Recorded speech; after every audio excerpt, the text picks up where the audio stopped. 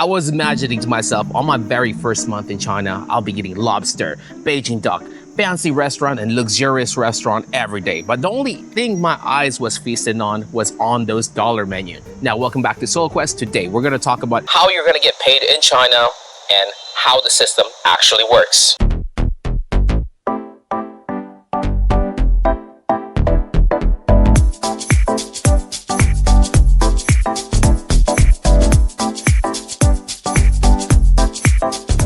Welcome back, adventurers. For new viewers out there, my name is Soul Quest. I've been living and working in China for about 6 years so far. As you can see here from the 2 missing crown in my head, that's all from the stress and cortisol that I've exude.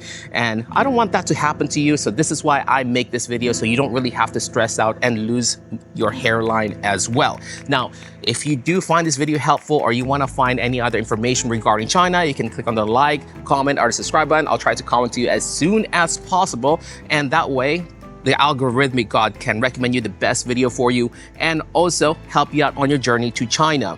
And if you did click on any of the 3 buttons down below or either comments, my boys and I would forever truly be so grateful to you, because these are the only type of food that we eat.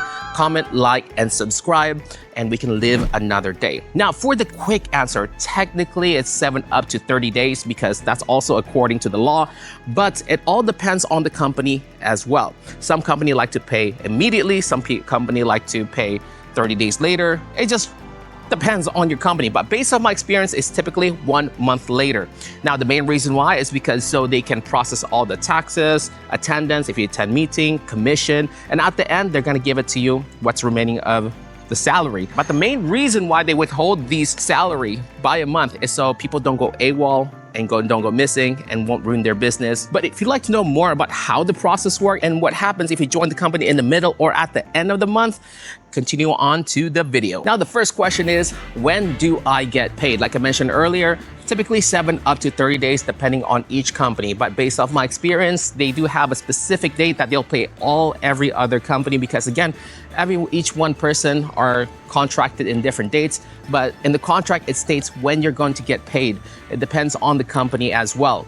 And it's sometimes if it's a bit late, 1 or 3 days, that's typically usual because they do have to process some things, especially if there's holiday or some sort like that. Now, when I first arrived, I was thinking to myself, why was my paycheck so low? Now, the thing is, when it comes to paycheck and salary in China, there are 3 types of salary. The first one is your housing salary, the second is your basic, and the third one is your teaching. Now, the main reason why they split your salary into 3 pieces is, so they can get taxed less, I assume, because the thing is, under 5,000 RMB, you don't get taxed at all. So the only thing that they'll tax is your teaching, which is the main chunk of your salary. And the other main reason why is because of winter and summer, because during winter and summer, you're not gonna be teaching. So they're only gonna give you basic salary and housing salary. And in some cases, on winter, you don't get housing salary, but only basic salary. Typically, housing and basic salary is only about like 10% of your whole salary, up to 20%, depending on each one company.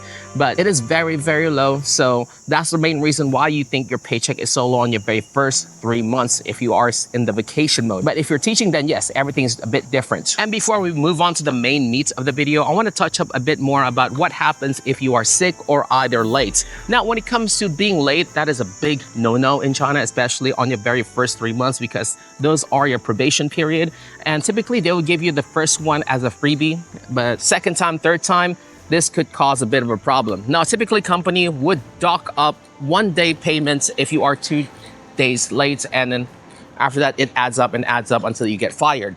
But when it comes to becoming sick, then that's a bit different. If you don't have a doctor's note, then they'll still count you as absent and you lose 1 day from your current salary. And it just truly depends on each contract, but that is the general gist of most of the company practice out here in China. So be aware and make sure you get your doctor's note. If you don't have your doctor's note, it's still gonna be counted as absent. And if you're late more than 2 times, then this is gonna also count towards your paycheck as well. And it's actually quite a big chunk. It kind of sucks. Now, to add up to that, what happens if I just wanna take a half day off in case if I don't feel well or if there's any other emergencies? Now, for this part right here, for example, you already started working 8 in the morning and you have to go home at around 3 p.m. The main reason is either you don't feel well or you have to do some other type of documentation. Now, this all depends on the school or training center that you're going to be in. It doesn't really correlate it to your main agency. You just have to ask permission from the school because you've already worked half of that day. And if they say yes, then yeah, that's okay. If you have someone replace you, yeah, that's good. But if not, and you still go, then it might count as an absent depending on how well your relationship is with that school. Now, for example, your main school is in Nanshan, but the company asks you to actually teach another place as well, which is in Bao'an. What happens to your paycheck then? Do I get extra pay for that? Now, if they ask you verbally and it's not on paper, or either they don't really mention about a compensation, then it's gonna be free. But if it's on paper or either they mention a compensation, then of course it's gonna be added to your paycheck as well. Like I mentioned earlier, it's going to be 1 month later, not currently. So it just truly depends on the company, but that is the typical industry standard out here. But make sure it's typed on WeChat if you are getting compensated, or either you get a little mini contract where you can sign that you're gonna be compensated for this amount of work. If not, if it's just like a saying thing, like you're just gonna say, oh, come here, this, and this, then yeah, I mean, you have a 50-50% chance of not being compensated. Now, for the last subject of the video is one thing that really bothered me on my very first month in China, and that is, where the hell is my paycheck and why is it so goddamn low? Now, like I mentioned earlier, again, your basic salary and housing salary is included, but that's already very low, but it's way lower than that. And the main reason why is because I came in the half of the month, not in the beginning of the month, because that is when your contract starts. For example, you're only getting 6K from basic and actually housing salary, but that's gonna also be cut in half because you came in at the half of the month. Because of this, I had to scrounge up all my money, go into power saving mode, and try to save as much as I can. It was the most horrible month of my life because I was so goddamn broke. So a little bit of a story time here. Now, when it comes to salary, I think it really depends on when you arrive in China. At that time, on my very first year, I actually arrived in the middle of the month instead of the beginning of the month. And once I received my salary, I was thinking to myself, hey, I'm gonna get a full salary. Everything's gonna be Gucci, everything's gonna be fine. After I finish paying out my deposit, paying my first month fee for the apartment, along with the stuff that I need for the apartment, I can buy some extra accessories on my very first paycheck. And after that, I'm gonna be fine. But the reality of it is that I'm actually getting half of the paycheck, but even better than that, not even half. I'm only getting the housing and also basic salary, not teaching salary. The main reason why is because I haven't yet started teaching. So that means I'm only getting the basic salary and also the housing salary. And the thing is with basic and housing salary, it's actually like around 10 up to 15% of your salary, sometimes even lower than that. And that's how much I was getting. But even better, half of that since I came in half of the month. And I was just stressing out so hard. I was trying to like cut corners really hard as well, get by without any towel, just like use my old clothes just to dry myself up for the very first month. It was hell. And I thought I was gonna have the best first month in China, but it was the worst month in China, which was my honeymoon as well. Kind of sucks. And so I had to resort to the one only thing that could help me survive, and that is borrow money from the company. But the good thing is that there's no interest in it, so that's okay. But it kind of sucks to see like your salary being cut down by 1,000 every month, but you got to do what you got to do to survive. So yeah, that was my very first month in China. And this is also the main reason why there's like a lot of anti-China sentiment for people who worked in China before, especially as an ESL English teacher in China, because the thing is they're not even sure what they're going to expect once they arrive in China. And they're just expecting that everything's going to be cheap. They're just probably expecting that everything's going to be affordable. Money's going to be given to them once they arrive. Everything's taken care of. But the thing is, they just throw you down through the ringer and say, good luck. That's about it. And yeah, they'll give you a loan if you ask for one, but kind of sucks having a loan.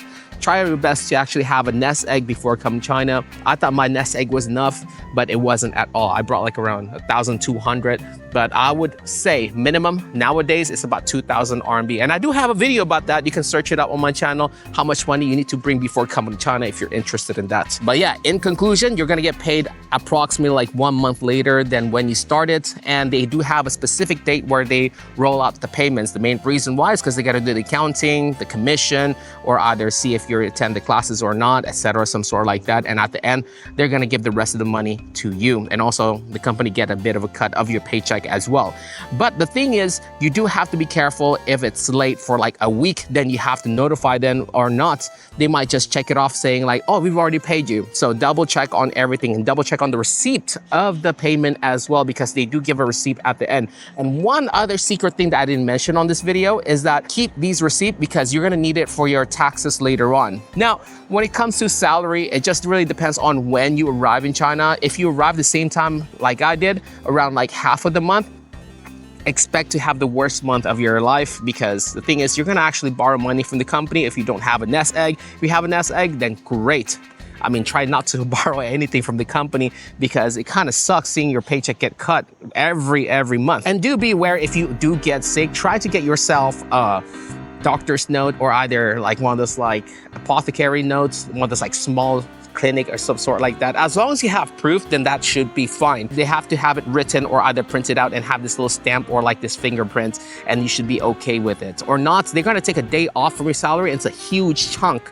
It's like around 2% or 5% of your salary. Another part to this is never be late to class. 1 time late is okay, 2 times late, it's all right sometimes, but 3 times late, that's 1 day off dock from your payment, and it's gonna be less for you at the end of the month. And every company have their own different standard, but I guess this is the typical industry standard. 1, 2 days is fine, 3 days, then yeah, that's where you get in trouble. And the last part to this is that, again, I mentioned many times on my previous season of this video, is just to bring a nest egg before coming to China. But if you haven't yet watched those videos, try to bring at least $2,000, I don't know how much is that in RMB, 16,000 RMB, around that, before coming to China, because you do need to put in deposit for the apartment, first month apartment, pay the bill, commission fee, getting started fee, food for the month, and sometimes even 2 months in case if you don't get a school. But yeah, try to prepare as much as possible. If there's nothing you can do to get that money in the first place, borrow money from your company. It kind of sucks, but I mean, it is what it is. You already got the job and there's no other way to get money. Just borrow money from the company and you pay it back by working for that company. But yeah, that's about it. If you have any other question, comment down below. I'll try to respond to you as soon as possible. And one thing to take out of this video, always check the receipt of your paycheck or not. It's gonna be written off as checked, and you won't get that money. You won't ever see that again if you don't speak up. But yeah, that's about it. I'll see you next time. SoulQuest logging out. Peace.